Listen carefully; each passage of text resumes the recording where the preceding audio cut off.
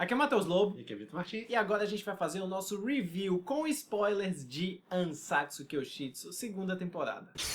Galera, que final foda teve Ansatsu. Mas antes da gente falar do final, bora falar o que a gente achou no geral dessa temporada.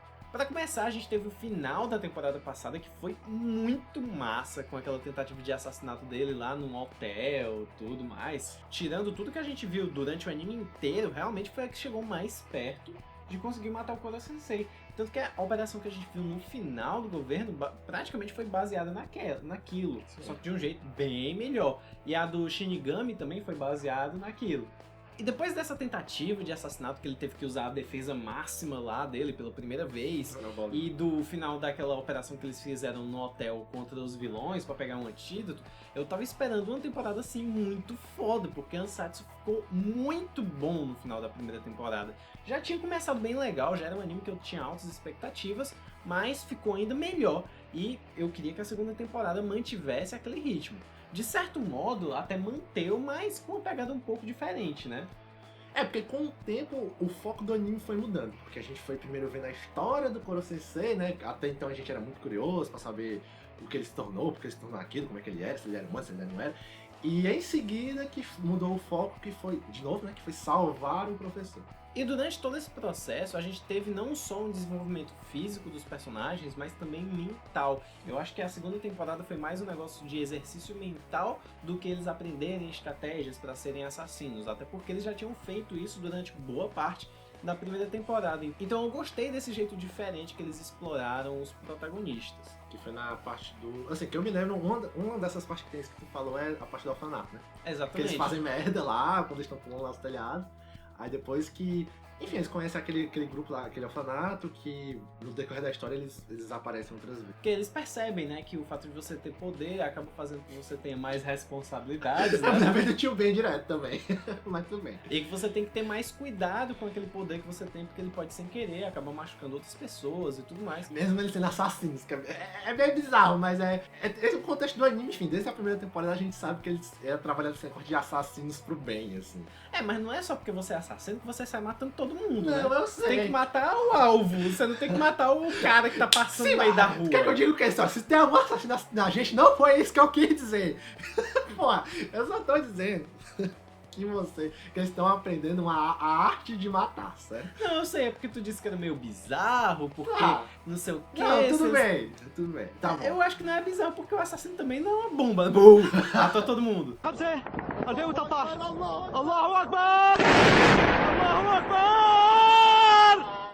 Não, tudo bem, velho. Escolhe meticulosamente. Realmente, lá, o tempo, horário, o local, sim, tudo bem. A questão é que a gente também teve algumas surpresas bem interessantes. Por exemplo, a Kaei de ter tentáculos. Tu esperava um negócio desse? Não, nem porque quando o episódio tem tentáculos é um episódio de transição de saga. E ele começou, whatever, vamos limpar aqui esse depósito.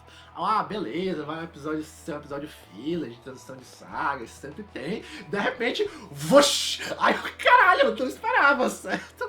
E a partir daí a gente pode aprender mais sobre o passado do Koro Sensei, que foi aquele negócio do laboratório, que na verdade ele era o Shinigami, que o Shinigami que a gente conheceu era apenas um aluno dele, que acabou traindo ele, né, e vendendo lá ele para aquele laboratório. Que, se você me permite dizer, tinha síndrome de Estocolmo, certo? Que pra quem não sabe, síndrome de Estocolmo é uma doença que você tem quando você se afeiçoa ao sequestrador, ao assassino, que no caso lá foi porque ele assassinou o pai do aluno dele, certo? Se eu não me engano, e o cara ficou, olha, foda, caralho.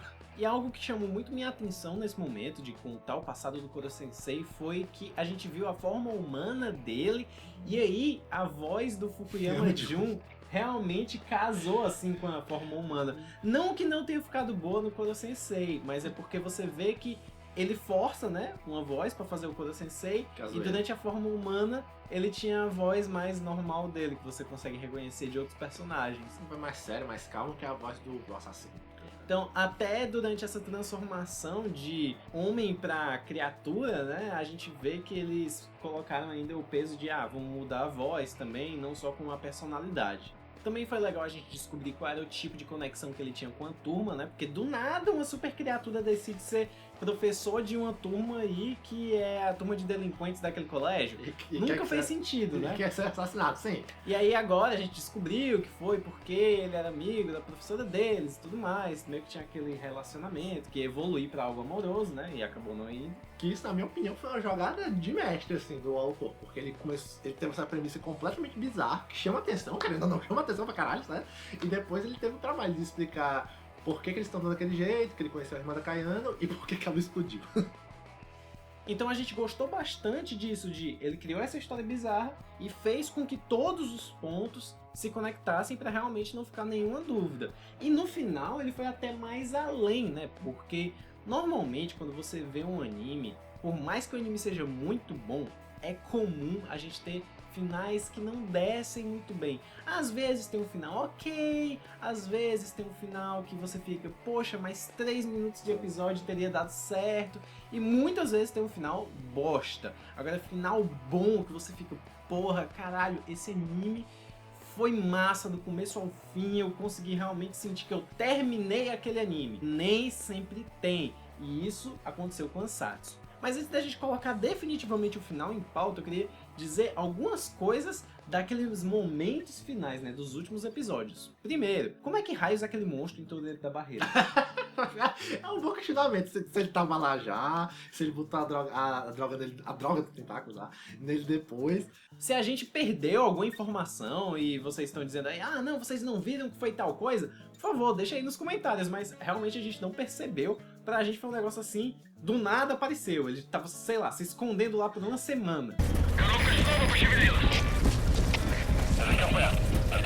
Talvez tenha gente também que tenha achado, ah, mas os garotos podiam ter quebrado aquelas máquinas e livrado aquele campo de força e tal, como o Victor tinha no começo eu comentei isso. debatido aí comigo e tal, mas a gente ficou, não, mas o próprio anime se deu ao trabalho de explicar que aquilo dali tava com uma segurança muito alta, que com o número de pessoas que eles tinham lá e a tecnologia disponível, eles não tinham como passar aquela barreira lá do exército. Então é uma desculpa que é ok, dá pra engolir. Assim, tem que ter um pouco de suspensão de descanso, porque querendo ou não, os meninos são incríveis, certo? Por conta dessa operação final deles e porque, caralho, eles foram pra lua, sabe? Não, eu entendo, mas, sei lá, eles não colocaram números, mas é como se tivesse, sei lá, 1000 guardas em cada cantinho lá daquele equipamento. Então eles se focaram no equipamento porque, beleza, se os alunos entrassem lá, o que eles podiam fazer? Porra nenhuma, eles tinham que realmente destruir o equipamento. Então tinha que ser o foco no canto certo. Sim, Os vilões não vilões, bem entre aspas, né? Que são porque o Koro Sensei não é do mal, não ia fazer mal à humanidade, mas eles também não tinham como confiar, né? Então, ok. Tem o ajuda lá do Karasuno Sensei também. Eles foram inteligentes. Sim. Tipo, em qualquer outro anime você ia ver que aquele lugar ia ficar pessimamente guardado, iam dar um jeito de quebrar aquela porra, mas não foi o caso. Isso daí eu gostei.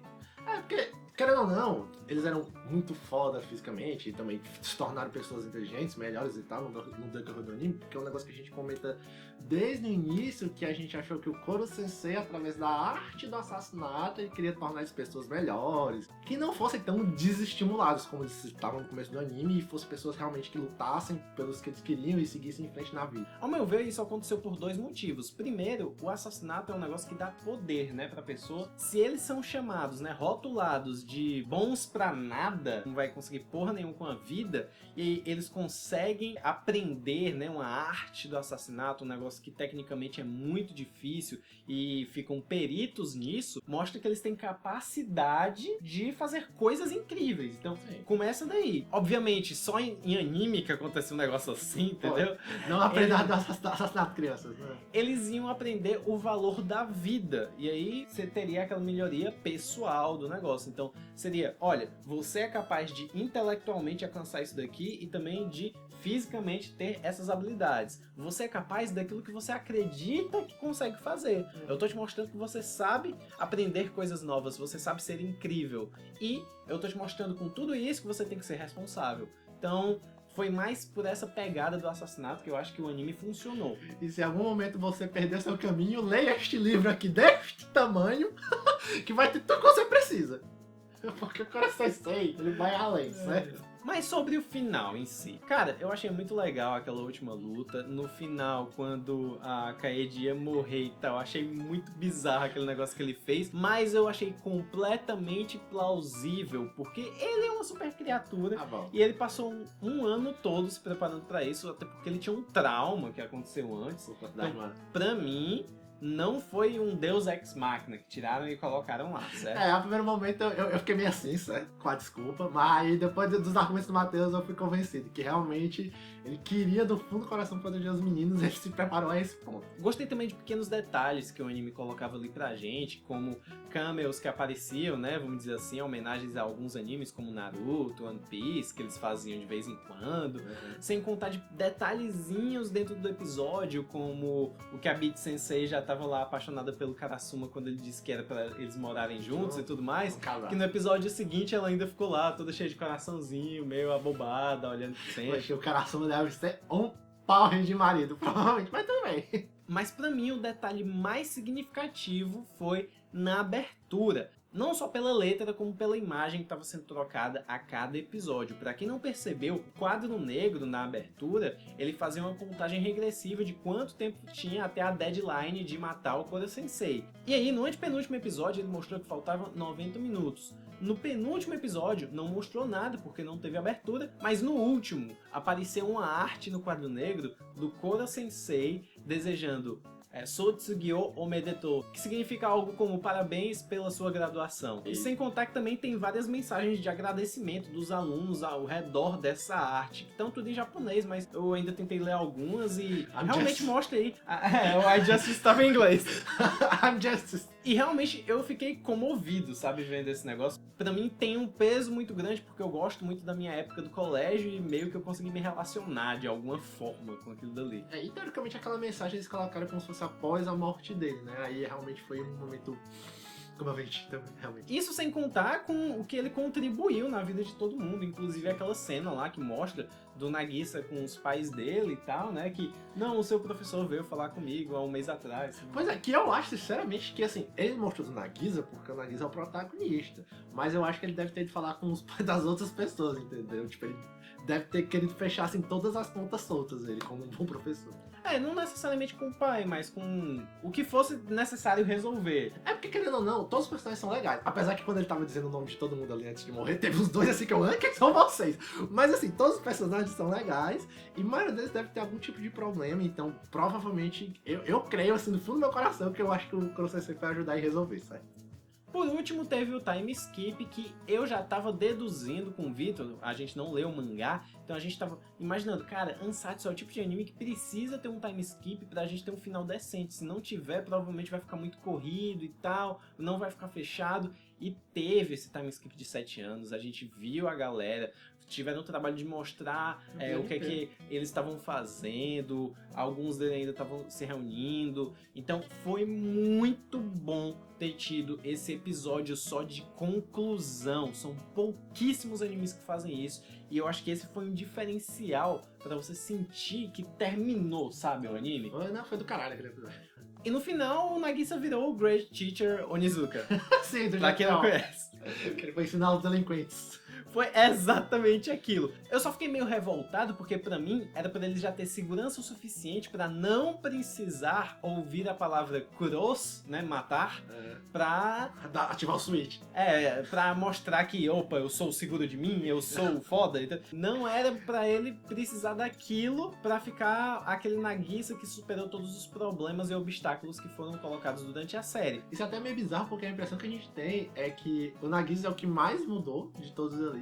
E no final ele parece que é o que menos mudou, entendeu?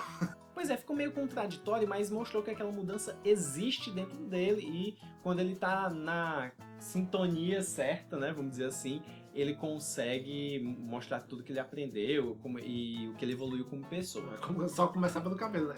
Então é isso, essas são as nossas opiniões sobre Ansatsu Kyoshitsu. A gente gostou muito, é um anime que com certeza a gente vai recomendar no futuro para outras pessoas. Então a gente quer saber se vocês também gostaram, se ficou alguma coisa que vocês gostariam que tivesse sido explorada no anime e não foi. Então deixa um comentário aqui embaixo pra gente ver a opinião de vocês. E é claro que você pode se inscrever no nosso canal e compartilhar esse vídeo com seus amigos. Também pode conferir nossas redes sociais que estão na descrição desse vídeo. Essa foi uma edição do Anime Review e a gente te espera em um próximo vídeo do Onigiri Pop. Falou!